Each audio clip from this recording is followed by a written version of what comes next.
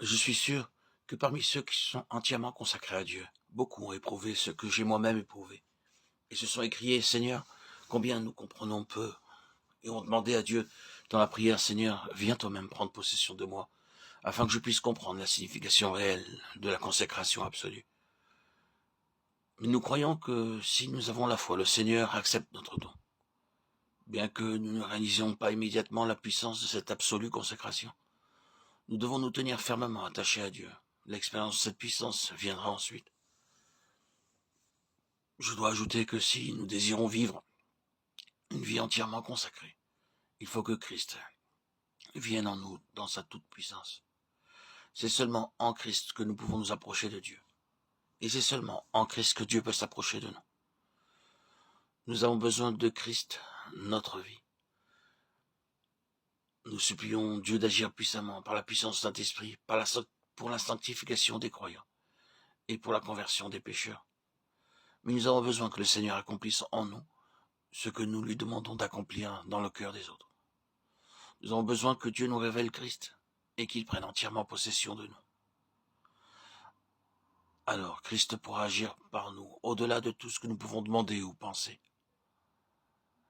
Si nous voulons comprendre vraiment ces mots Christ, votre vie, Colossiens 3:4, nous devons considérer tout d'abord Christ placé devant nous comme notre exemple. Ensuite, Christ livré pour nous comme victime expiatoire. Troisièmement, Christ avec nous comme celui qui nous sauve du péché. Et enfin, Christ en nous comme notre force et notre vie. Christ est placé devant nous comme notre exemple.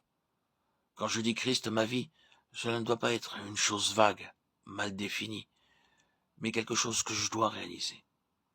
La vie se manifeste toujours, extérieurement par la conduite et par l'action.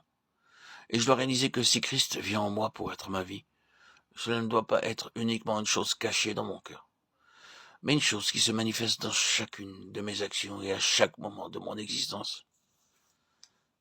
Et si je veux savoir de quelle façon cette vie se manifeste, ce que mes sentiments, mes paroles, mes actions et mes habitudes doivent être, si je possède la vie de Christ en moi, je dois étudier la vie du Seigneur Jésus sur la terre.